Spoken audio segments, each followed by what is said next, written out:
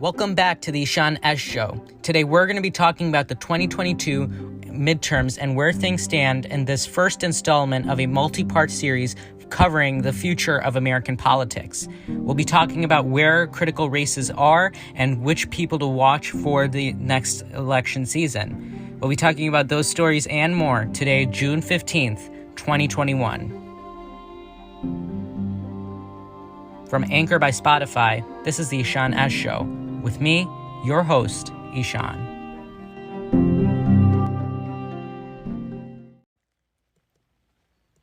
Welcome back to the Ishaan S Show. My name is Ishaan, and it is great to have you back. Today, we're going to be deflecting away from political news and instead talk about the future of American politics in this new multi-part series that I'm creating.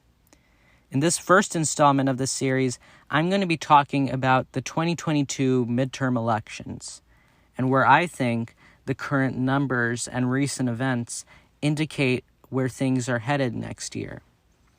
And the following questions, like will President Biden be able to follow through on the promises he made to the American people as a candidate? Does Donald Trump hold on to the Republican Party the way he once did? And who's in the favorites to win Congress next year are all going to be asked.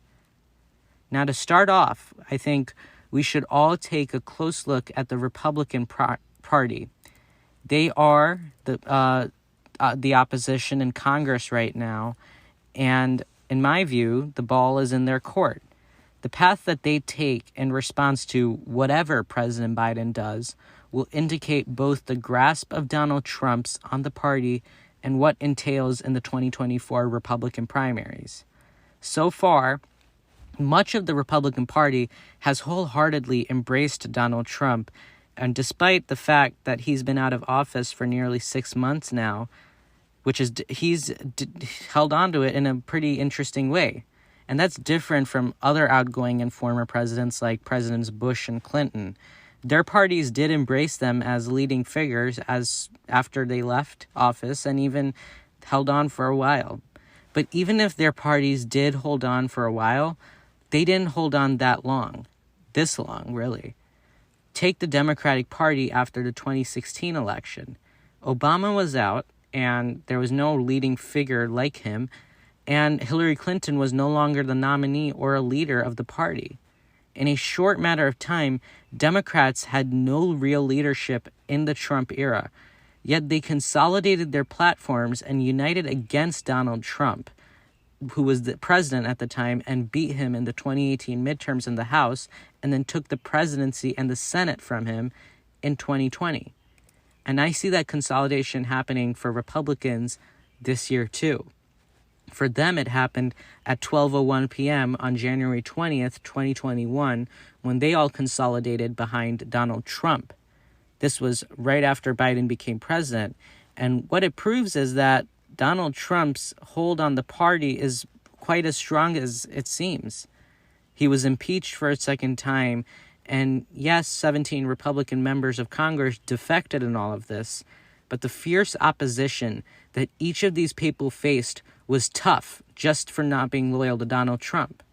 Senator Lisa Murkowski, the only Republican senator of the 7 who voted to convict, who is up for re-election in 2022, was threatened with a primary challenge instantly by Donald Trump when she announced that she thought he was guilty of the charges issued against him.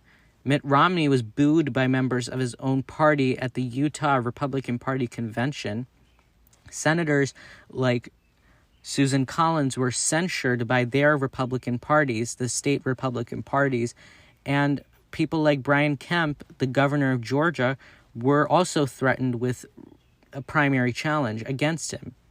More notably, though, the tale of Liz Cheney will be told in the future for things like this, because Representative Liz Cheney was faced with a no-confidence vote in her leadership position as the number 3 House Republican 2 times.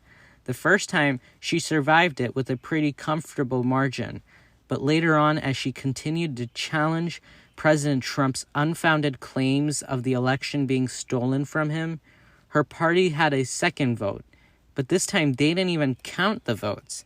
They just did a simple voice vote in a cafeteria, and it was clear. that they opposed her for opposing Trump, and she was promptly ousted from her position, despite the fact that she's a hardcore Cheney conservative, and she supported Trump's agenda 92% of the time, while her replacement, Representative Elise Stefanik, only supported Trump's agenda 77% of the time. The difference between these two candidates was that one was loyal to Trump during the election and the other wasn't. The Cheney vote, the primary threats, the booing and the censure votes, etc., are all affirmations and indications of the fact that the Republican Party is entering the 2022 election season as the party of Trump.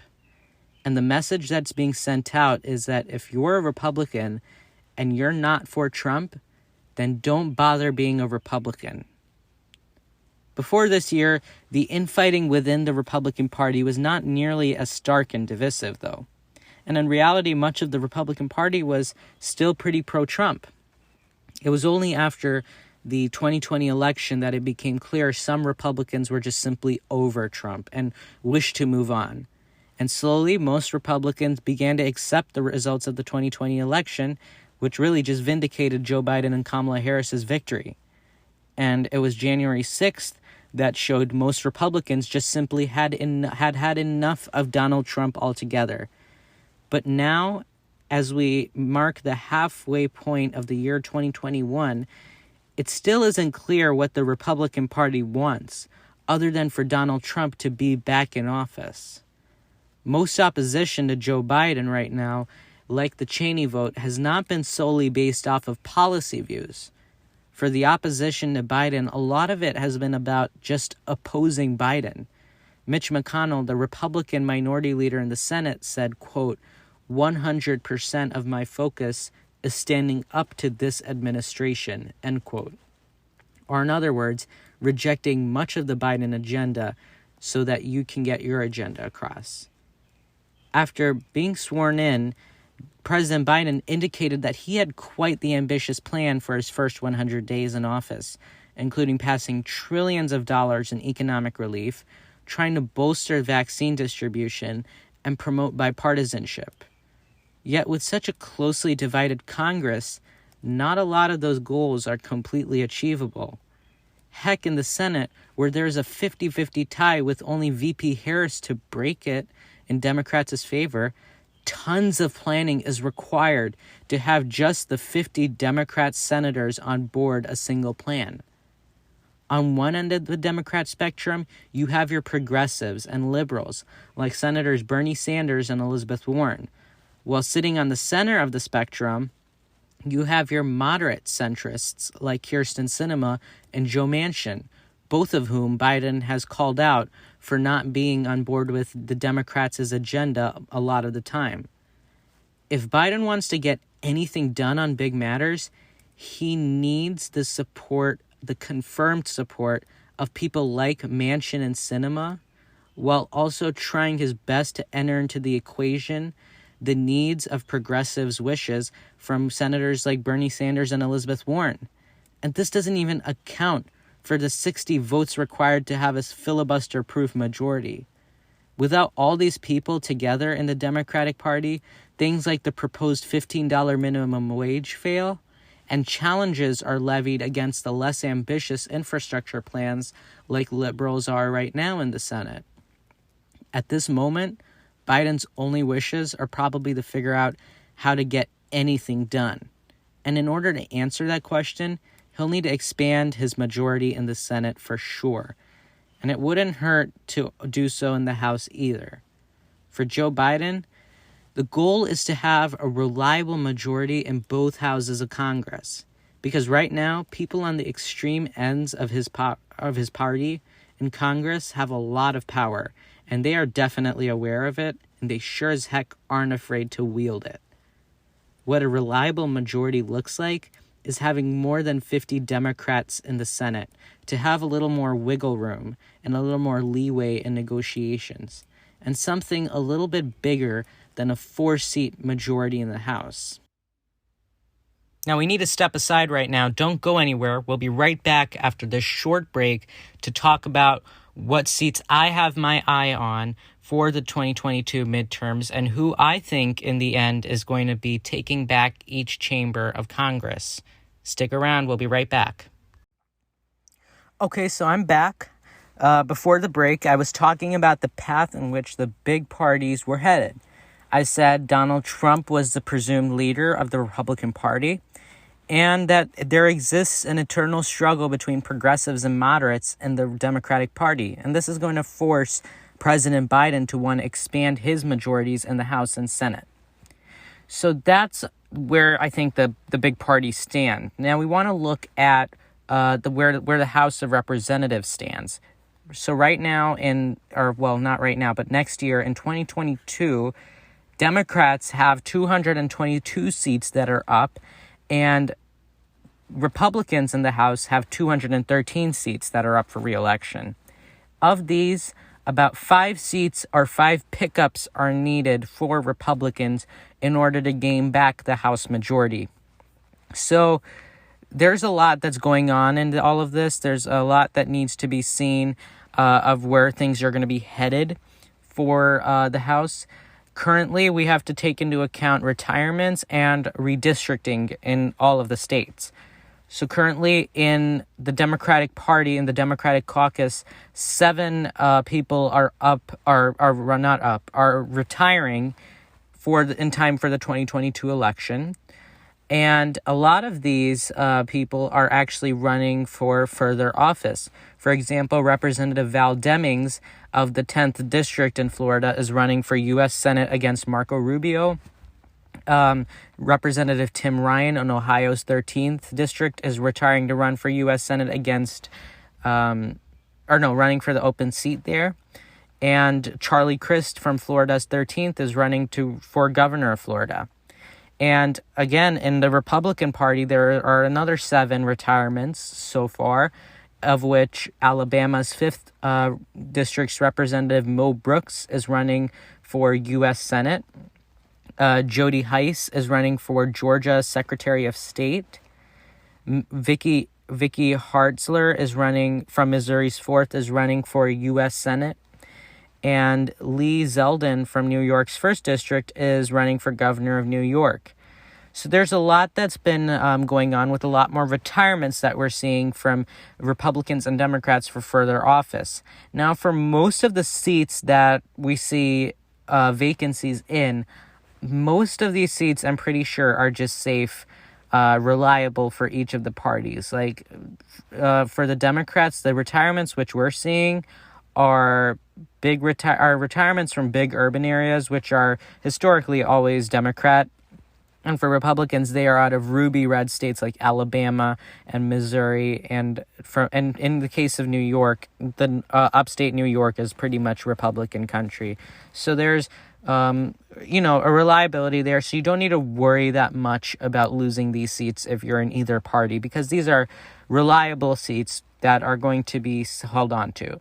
Now, for reapportionment, which is basically when the census comes and reapportions seats from each of the states, 6 new districts will be created, and 2 districts in Montana are going to be restored after the 2020 redistricting process. So the states of Colorado, Florida, Montana, North Carolina, Oregon, and Texas are all going to gain new seats.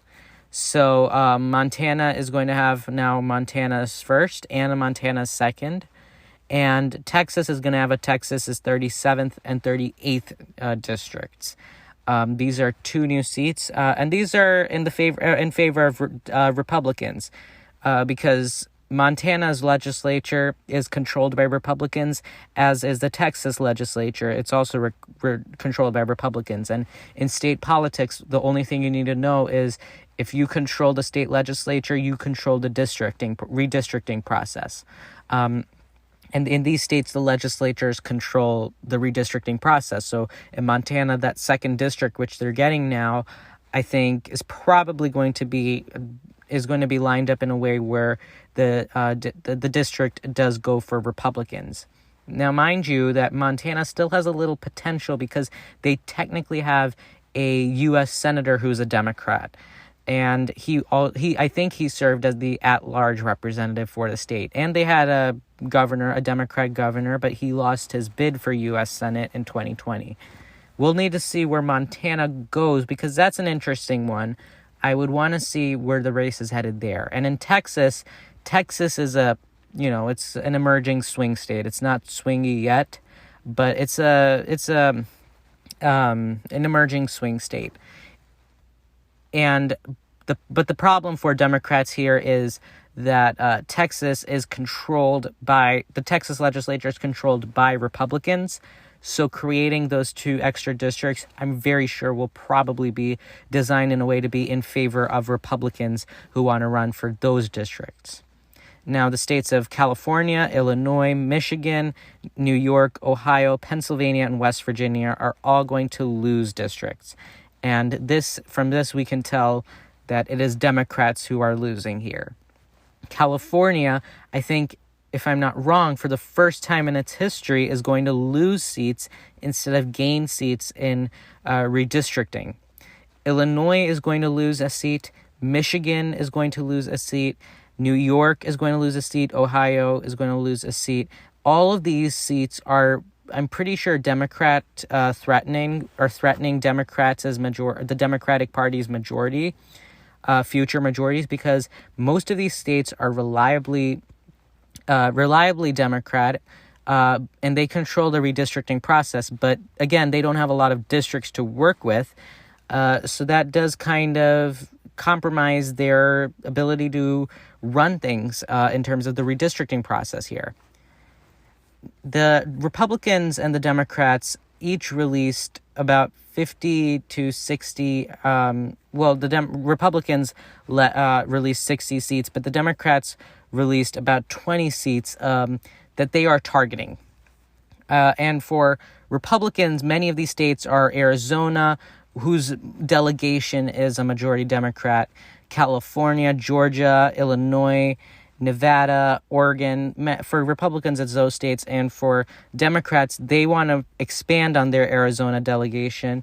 They want Arizona. They want to take back some Californian districts, Florida, Iowa, Indiana, New York, Ohio, Pennsylvania, Texas, and Utah. That's where they're targeting their money. Now, where do I feel like things stand right now? So I think I said this in the first episode. Rhetoric matters a lot in House elections, not maybe as much as in Senate elections, but in House elections, they matter a lot, because House elections are based on district, and the scope of who you're talking about is a lot smaller, meaning you have to work with a smaller amount of people who have a much larger, or not larger, but stronger viewpoints on matters. Any rhetoric that is going to be used over the next year and a half is going to directly impact the House composition, in my view.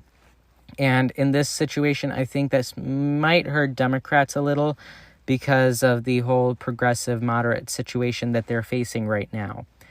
Defunding the police and socialism were what some moderate Democrats who lost their seats, that's what they kind of blamed their loss on in 2020. That the rhetoric was very much shaped against them as a bunch of people being,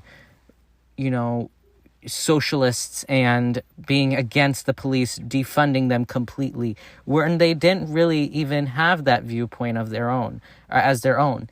So many people were annoyed with this rhetoric that they were being characterized with. In this year, I don't think that's going anywhere. I think the Democrats are going to face that challenge of rhetoric again. And with President Biden and the Democrats controlling the trifecta, which is the House, the Senate, and the presidency, I think the scrutiny that they're going to face for just doing whatever they do, might hurt. It might hurt because midterm election years are generally not favorable to incumbent parties. Ask President Obama. He lost pretty big in his first midterm election, so that was, I think, 12 years ago. That year, that year in 2010, Republicans gained 63 seats. And Democrats lost the same amount, setting the number at 242 to 193 House composition.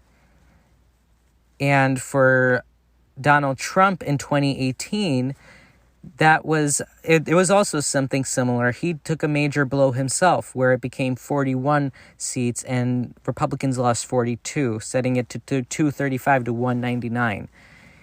I think if you want to look at it from a historical perspective, this next election may not be as favorable for the Democrats just because of the fact that Biden is president right now, and midterm elections have historically not exactly been in the favor of incumbent presidents. We'll check that out. And then for in terms of the Democrats, and for Republicans, I think it's going to matter. Their messaging is going to matter, because if you're the party of Trump, many districts were not very much in favor of Trump in 2020. So you might want to see the rhetoric that they hold up, because if they embrace Donald Trump to the levels at which some people think they might wanna in the hardcore districts, if they're going to embrace Trump in those types of levels, voters in swing districts are very much going to hate that. Not hate that, but just not like it or not appreciate it. And that's where you'll lose votes. And those are votes that can go to the Democrats. So the same thing can happen for Democrats if you embrace this left-wing stuff a little too much. Moderates in swing districts are going to blow it for and go over to the Republicans. But for the Republicans, this is a bigger issue, because this has been seen, and it's happened before in the 2020 election, where the over-embracement of Donald Trump has lost them a few seats. Mind you, but despite that, Republicans did make about a 12-seat gain in 2020. But they still lost a bunch of seats too. And those seats that were lost because of this rhetoric and the embracing of Donald Trump. So if they continue with this path, that might prove to be harmful for them. So in 2022, really what's going to be looked for is which one hurts more. The Democrats being the socialists, or, whatever they're going to be characterized as, or the Republicans embracing Trump. That's what we want to look for in the Senate elections. Or not in the Senate elections, in the House of Representative elections. Now, in the U.S. Senate, as I have mentioned various times on this show, the U.S. Senate is currently split 50-50 at the moment. And being split 50-50 means things are very close, and everybody just wants everyone just wants to get a greater majority. Now, it's different here in the Senate, because there are a few more retirements that are actually going to happen on the Republican side, as opposed to an even number like we saw in the House. Actually, and as a matter of fact, so far, all the retirements that have been announced are Republican retirements. Those are the states of Missouri, Alabama, Ohio, Pennsylvania, and North Carolina. Let me get these two states out of the way right now. Missouri and Alabama are safe Republican seats. I don't see them going anywhere. Missouri might get a little close just because Roy Blunt isn't running there. Actually, Roy Blunt ran in 2016, and he had a pretty difficult time. He only won by 2% in a state where Trump, I think, won by 10% of the vote. But set that aside, I still feel like Missouri is going to be a safe Republican state, and Alabama is going to be like hardcore. The three states that you're looking at out of these retirements are Ohio, Pennsylvania, and North Carolina. All three of these states were considered swing states in the 2020 election, the 2018 elections, 2016 elections, and every election before that. But the thing is, of these three, only Pennsylvania went to Biden. Ohio went to Trump, I think, by 9%, and North Carolina, a little closer, it was 2% for Trump. And that's where Democrats are really ambitious right now. They think that they have a shot at winning in all three of these states. And I wouldn't blame them for that. I think that's actually not a bad strategy. Those three states are probably going to do them the biggest favors, because right now it's a 50-50 tie. And if it's a 50-50 tie, then your goal is to make sure that you have, like I said, a little more wiggle room to get things done. And that's what the Democrats want. And those 3 seats, Ohio, Pennsylvania, and North Carolina, are all seats that are going to be huge assets for them, because these are all full-term seats. So these are going to be assets for them for the next 6 years. While I think Ohio might be a bit more difficult to attain, North Carolina has shown to be a bit more of a Democrat state than others. They have a Democrat governor right now, and the Senate race there in 2020 wasn't, it was actually an average margin for a North Carolina election, but still, it was an election, a Senate election that was delayed for a few days because they were still counting votes, because it was pretty close there. And in Ohio, the only reason Democrats really have hope is because of 2 things. One, they have evidence of winning with Sherrod Brown, the only statewide elected Democrat there.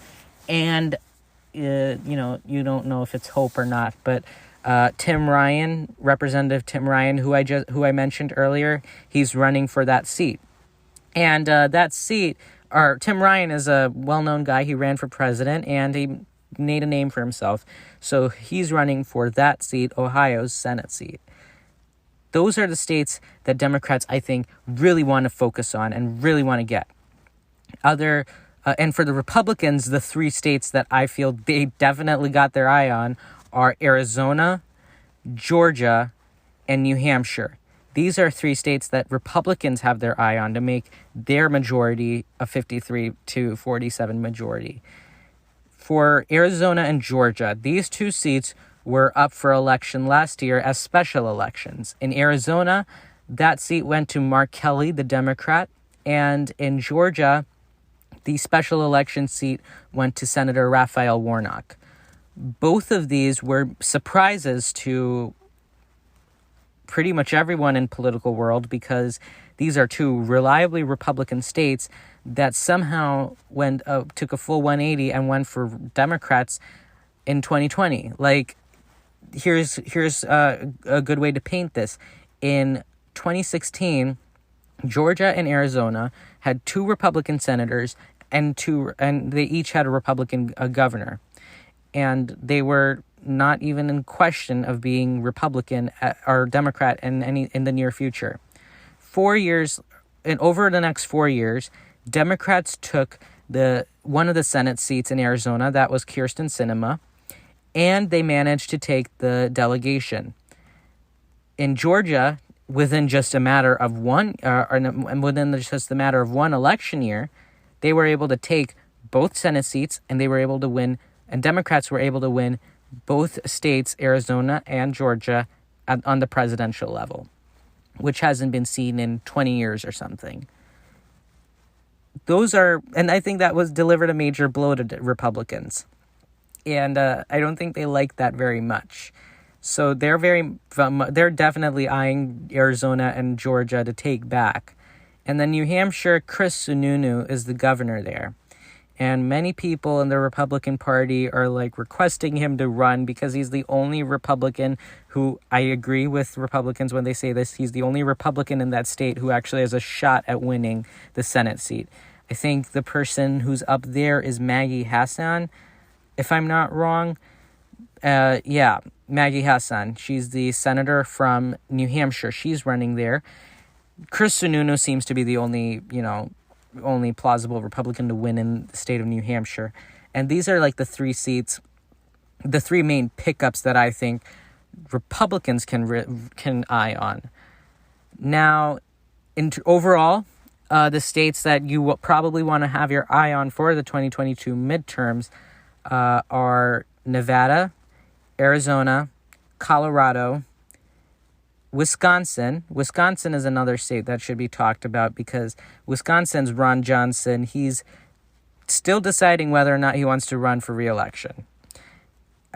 He promised he wouldn't run for re-election in 2016 for a 3rd term, but he's still deciding, and Donald Trump wants him to run. So Wisconsin, we're waiting for an announcement there. And we're also waiting for an announcement out of Iowa. Chuck Grassley, the oldest U.S. senator in the Senate right now. He is still considering whether or not he wants to run for his seat. He's the oldest senator, and, Democrats have like a tiny, tiny shot at winning that seat too. So they might want to play their cards there, but only if things work out for them and Grassley decides to either retire or they decide that they want to mount a tough challenge against him. We're waiting for an announcement out of Iowa. The other states, as we mentioned, Ohio, Pennsylvania, North Carolina, New Hampshire, Vermont is another state. I don't know if that's going to be close at all, but there is going to be a bit of a change should Patrick Leahy decide to retire. He's the Senate pro tempore right now. If he decides to retire, nothing big. It's just going to be the first Democrat retirement of the season so far, of the election season so far. And the last few states are Georgia and Florida. We talked about Georgia. Florida, Val Demings is running for that seat against Marco Rubio. Marco Rubio's success in that state has not actually been that big. In his first election, Rubio got 48% of the vote, while his other two opponents split the vote and each got 26% of the vote. Now, and the year after that, Rubio won with 52% again against Patrick Murphy with 44%. That was a bit more of a convincing stance there. But Val Demings is actually a little more popular and far more well-known than Patrick Murphy may have been at the time. In fact, Val Demings was vetted to be vice president. We don't know Kamala Harris got that job, but she was considered for that position. So many people in the state of Florida do definitely recognize Val Demings, and I feel like she'll probably put up a far more tough challenge against Marco Rubio in Florida. But yeah, those are the states that you probably want to have your eye on. Alaska's not going to be competitive, but that primary challenge that I was talking about against Lisa Murkowski, that's going to be taking place in Alaska. And they have this new ranked choice voting system. So that's where you want to see, that's where you're going to want to see how things are going to work out in Alaska. So again, a quick review. Alaska, Nevada, Arizona, Colorado, Iowa, Wisconsin, Ohio, Pennsylvania, New Hampshire, North Carolina, Georgia, and Florida. These are all the states that I have my eye on. And that's where I see the Senate elections and the House elections for 2022. Thank you so much for joining us today. It was great having you on. I loved making this first installment to the Future of American Politics series, and I hope to keep adding on to it. If you want more updates on the show and where things are headed, or breaking news updates or whatever, follow the Ishaan S Show on Instagram. Go ahead and tell your friends and family or whoever about this show if you know they'll like it. And stick around because we'll be back on Friday for episode 5. Thanks for joining us. Bye.